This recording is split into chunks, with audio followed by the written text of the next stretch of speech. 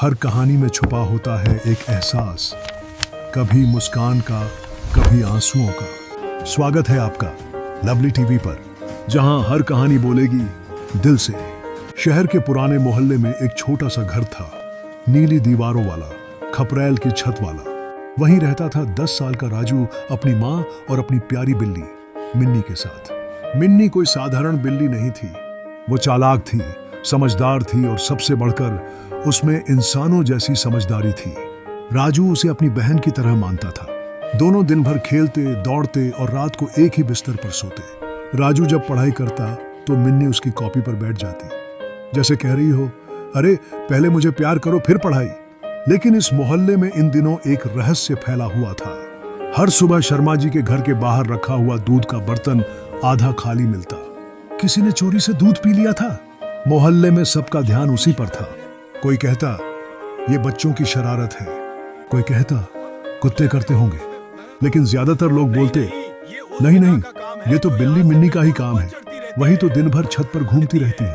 राजू को बहुत बुरा लगा। मेरी मिन्नी चोरी नहीं करती, उसने गुस्से में कहा।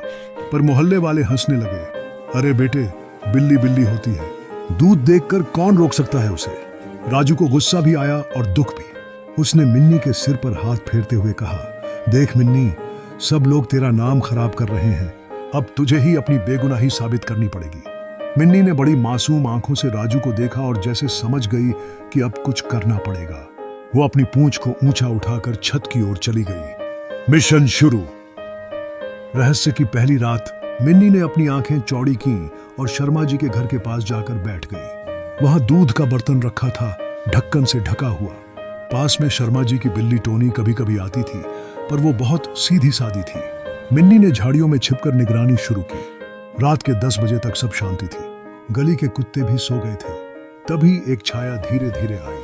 मिन्नी ने देखा कोई काला साया दूध के बर्तन की ओर झुका और छपाक बर्तन गिर गया और कोई भाग खड़ा हुआ। मिन्नी ने पीछा किया, छत से, दीवार से, नालियों से कूदती हुई, लेकिन साया बहुत तेज था। सिर्फ एक चीज गिरी, रबर का दस्ताना। मिन्नी ने उसे सूंघा, ये इंसान की गंध थी। अब मामला और पेचीदा था। अगर दूध कोई इंसान चुरा रहा था तो मिन्नी पर झूठा आरोप क्यों लगाया गया? बिल्ली की जासूसी। अगले दिन मिन्नी अपनी दोस्त टोनी से मिलने गई। टोनी पास वाले शर्मा जी के घर में रहती थी। टोनी ने कहा, सुना है तेरे ऊपर चोरी का इल्जाम है मिन्नी, तूने सच में किया क्या? मिन्नी ने गुस्से से दांत दिखाए। मैं तो अपने मालिक का भी दूध नहीं पीती बिना इजाजत के। अब देखना, मैं इस असली चोर को पकड़कर दिखाऊंगी। टोनी हंसी। अच्छा, फिर क्या प्लान है? मिन्नी ने थोड़ी देर सोचकर कहा, आज रात मैं शर्मा जी के घर के पास एक जाल बिछाऊंगी, बर्तन के पास एक मछली रख दूंगी, लेकिन अंदर बेलन की तार लगाऊंगी। जो भी छुएगा मैं पकड़ लूंगी। टोनी ने कहा, और मैं ऊपर छत से नजर रखूंगी। दोनों ने मिलकर योजना बनाई। ऑपरेशन दूध चोर। दूसरी रात ऑपरेशन शुरू। रात के 12 बजे सब सो चुके थे। मिन्नी ने दूध का बर्तन सही जगह रखा, बगल में एक छोटी मछली रखी। हवा धीमी थी, आसमान में आधा चांद था। टोनी छत पर बैठी थी, उसकी आंखें चमक रही थीं। अचानक वही छाया फिर आई, धीरे धीरे बर्तन के पास पहुंची और जैसे ही हाथ बढ़ाया, मिन्नी ने छलांग लगाई। म्याऊ! छाया पीछे हटी, पर उसका पैर फंस गया जाल में। टोनी नीचे कूदी और बोली, पकड़ लिया। जब दोनों ने देखा तो उनके सामने कोई जानवर नहीं, बल्कि एक इंसान था। वो था मोहल्ले का दूध वाला भोलू। भोलू डर गया। अरे अरे, मुझे जाने दो बिल्ली रानी। मिन्नी ने गुस्से में उसकी शर्ट पकड़ ली, बिल्ली स्टाइल में। टोनी ने म्याऊ की तेज आवाज से शर्मा जी को जगा दिया। शर्मा जी बाहर आए और जब देखा कि भोलू दूध का बर्तन पकड़े खड़ा है तो दंग रह गए। भोलू, तू ही हर रोज दूध चुरा रहा था? भोलू शर्म से सिर झुकाकर बोला, मालिक, गलती हो गई, थोड़ा दूध निकाल लेता था बेचने के लिए। मिन्नी बनी हीरो।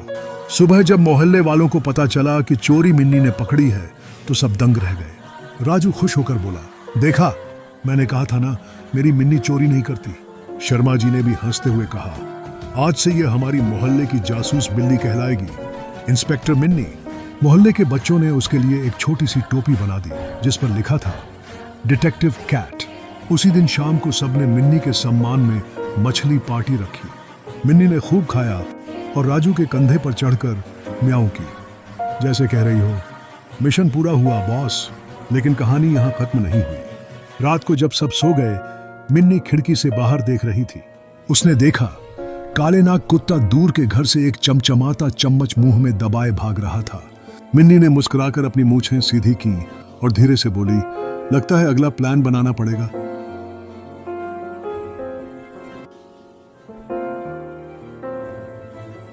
और फिर वो धीरे धीरे छत पर चढ़ गई, जैसे कोई गुप्त एजेंट अपने अगले मिशन की तैयारी कर रहा हो।